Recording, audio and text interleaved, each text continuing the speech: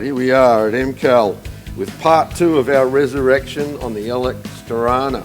So why don't you walk us through what we were looking at and what we've done? Okay, so after many weeks of heartache and chasing up parts that we couldn't get our hands on, we're finished at last. So we virtually had to redo the whole drivetrain from front to back, in the sense of suspension, bushes, ball joints, tie rod ends, every single hose from front to back, rebuild the radiator. When we pulled the engine down to do the gaskets, the cam gear was still original Holden Bakelite one, so we ended up pulling the cam out, putting an aluminium cam gear on it, and while we had it apart, we did the lifters as well. And then we re-gasketed it and gave it a paint job. And then clutch, flywheel, ring gear was faulty. It had 3 worn spots in it, which is standard on any sort of Holden 6-cylinder. So by the time we found the ring gear, got that fitted, then had the clutch and flywheel balanced the machine, and it just snowballed from there. Then tail shaft rebuild. When we pulled the gearbox down, the bearings were crooked, so we put a set of bearings in the gearbox before we resealed it. Back to the diff as well. One of the gears, one of the teeth were bruised as well when we pulled it apart, and I thought, all right, so I had to get another set of gears for it. It just went on from there. It was absolutely snowballed. So, but we're at this point now that it's all done. So we're just waiting on Club Reg ticket.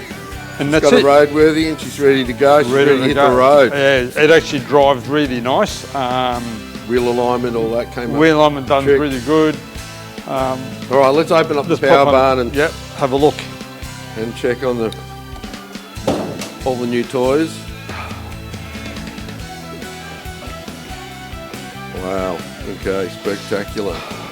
All right, so, and all new accessories too, right? So yeah, so we end up rebuilding the alternator as well. The bearings were noisy, so we thought, let's do it while we got it apart. And the starter motor as well, the pinion gear was worn. So we thought, after scrounging around in my old bits and pieces, I found a brand new set of Lucas brushes and pinions to put it in there. And so when we rebuilt that as well, new water pump, we had a guy rebuild the carby and the fuel pump for us. Luckily it had electronic ignition in it, so it was easy. The boys down the Hydro Boost recoat the booster for us. New master, rebuilt the calipers as well. The caliper pistons were seized in there to the point that I could not, for the love of God, get them out. I had to heat them up to get them out. They were seized that much. Trial by fire. Yeah. Again, trying to get discs as well. It took us 3 goes to get the supplier to supply us with the right discs. Right, so they were the hollow, they were the solid ones, not the vented ones. Yeah, right. Again, you know, they say they know what they're doing, but come on, dudes. Yeah. But look, at the end of the day, all the small stuff that we found hard to get our hands on, like the hot box inlet gasket between exhaust manifold and the inlet manifold. Yeah. Hard to find, eventually got one. The EGR valve gasket as well.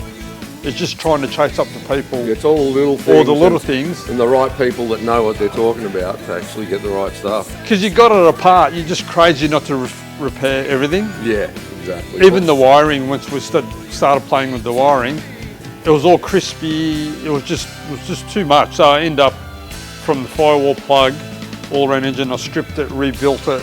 Yeah. Put it all together. Rewire, at least then you know it's not going to be a drama. Under the dash, when I was putting the booster in as well, there was a couple of melted wires. Traced that back somewhere, and someone had fitted a rear wiper to. So it's all aftermarket stuff that started getting hot and crying, the load was wrong, so I just got rid of it all, put it back to factory. Yeah, great. So now it's back to factory with a couple of mods and mod cons, but basically it's as it was in the day. Yes. And it's running like it was in the day, and it's a pleasure to drive. It just drives so nice, and driving it down to get the wheel alignment done, It's just the gearbox, the shifter, everything just feels really neat, really easy to use, and that's what we wanted to achieve, that they can jump in it and drive it and have no issues with it. Feel like it rolled off the factory floor. Yeah, pretty much. It's actually come up really, really good. That's awesome. All right, Yeah. well, thanks for watching, guys. Like and subscribe. Do the right thing, and we'll keep these videos rolling, and we might even do some more resurrections. We've got a couple of big projects coming up very shortly. One including Steve's very own car that he's had for, how long you had for? Oh, about 15 years now. Yeah. So we've got another situation happening. Yeah. So we'll post that up when we get it done. Cheers, guys. Thanks very much. So, Ciao. Next time. done. Thanks for all your help. No worries, mate, anytime. Yeah.